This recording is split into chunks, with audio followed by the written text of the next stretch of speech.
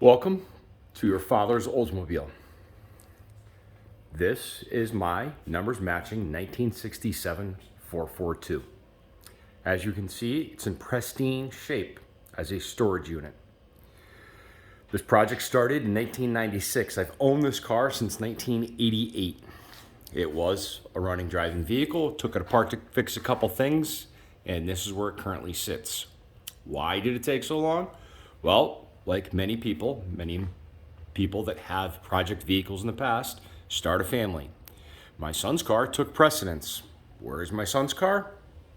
It's currently out on a drive, as mine sits here like this. It's about to change. We're about to start working on this car in a very short manner. Rotisserie is showing up, so body is coming back off again. Blasting people, I'm waiting for a quote. If anybody in the Hartford area wants to contact me, by all means. Hartford, Connecticut, that is. And gladly entertain what everybody's got. Question's going to be, how's this car going to go back together? I don't believe we're going to go stock. I don't think we're going to make any modifications that will be permanent, so it can go back to stock.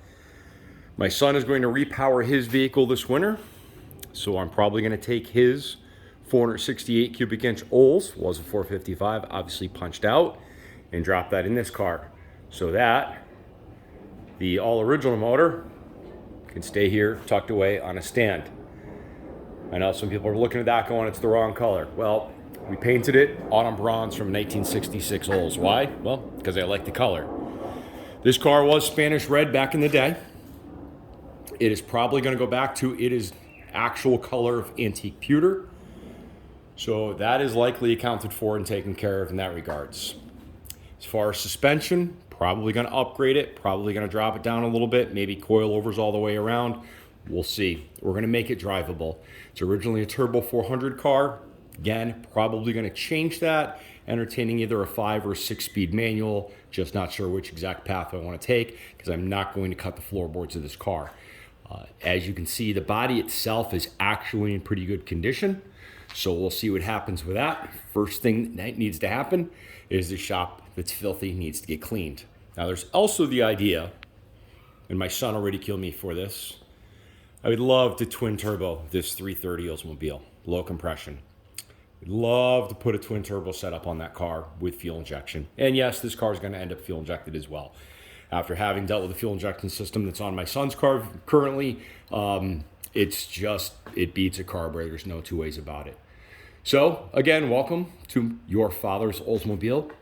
And my documentation will hopefully get a little bit better as we go along here.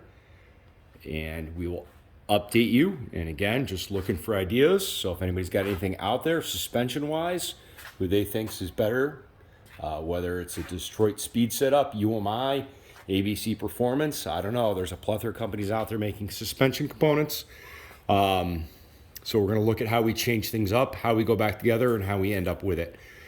Maybe a power steering rack versus a box. Again, just don't know. Lots of different thoughts on what's going to happen. Love for this to be running and driving by next July, but all depends on how bad that body is once we get it blasted, see where we end up with the metalwork, and how far we can go from there. Take a couple little close-ups so you can see. As you can see, the frame is actually immaculate. The frame is actually in very good shape, even though it's, like I said, acting as a storage unit. But that's going to change hopefully by next week. We'll get it cleaned up. Maybe we'll get another video by then, give you an update, and go from there. And we'll see where we end up. Thank you, and we will talk again later.